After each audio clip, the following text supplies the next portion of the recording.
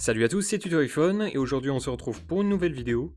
Une vidéo sur la mise à jour iOS 13.4.5 Beta 2. Allez, c'est parti. Cette mise à jour bêta requiert un peu moins de 200 mégaoctets, ce qui reste très peu. La taille de la mise à jour dépend bien entendu des modèles, mais cela se base aux alentours des 200 mégaoctets. Pour le moment, il n'y a pas de bêta disponible au public. Habituellement, cela arrive quelques heures ou 1 ou 2 jours après la version développeur, mais étrangement, Apple n'a pas encore sorti de version bêta publique pour iOS 13.4.5 bêta. Concernant les nouveautés qu'apporte cette mise à jour, il n'y en a pas. Du moins, Apple ne précise pas dans les notes d'éventuelles nouveautés.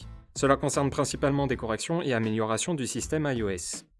A la suite de la bêta 1, nous sommes toujours en attente à savoir si la bêta 2 apporterait la correction du problème VPN. Pour récapituler, un problème sur le cryptage de données VPN a été détecté sur les versions iOS 13.1.1 et 13.4. La sortie d'iOS 13.4.1 au public n'indique pas également si le problème est résolu. Nous en savons donc pas plus actuellement à ce sujet. Certains utilisateurs ont indiqué avoir des problèmes sur les données cellulaires après l'installation de la mise à jour.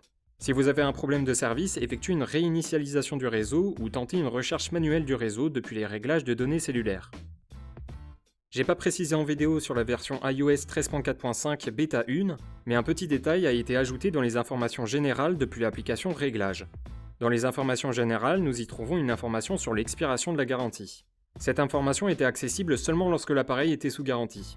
Dorénavant, que la garantie soit expirée ou non, l'information est bien présente. Parlons de la batterie. Ayant effectué une utilisation quotidienne sous la version bêta 1 d'iOS 13.4.5 et iOS 13.4.1, la batterie semble assez stable. Pour iOS 13.4.5 bêta 2, il est nécessaire d'avoir une moyenne d'utilisation pour permettre de déterminer si un problème est présent. Parlons du sondage que j'ai proposé dans l'espace communauté. Vous avez été extrêmement nombreux à avoir donné votre avis et je vous en remercie. Cela permet d'avoir un avis global sur l'utilisation et la capacité de la batterie. 25% ont indiqué avoir un problème, tandis que 45% indiquent que la batterie se porte bien sur iOS 13.4.1. Je tiens à préciser qu'étant actuellement en temps de confinement, l'utilisation du téléphone est supérieure à la normale. Le fait d'avoir cette impression de batterie qui se décharge anormalement peut donc provenir simplement du fait que vous l'utilisez plus souvent. Concernant le pourcentage de l'état de la batterie. Si le pourcentage change, c'est dû au fait que la mise à jour effectue une analyse de son état actuel pour ainsi indiquer le bon résultat. C'est pas un problème de pourcentage, mais juste une rectification apportée.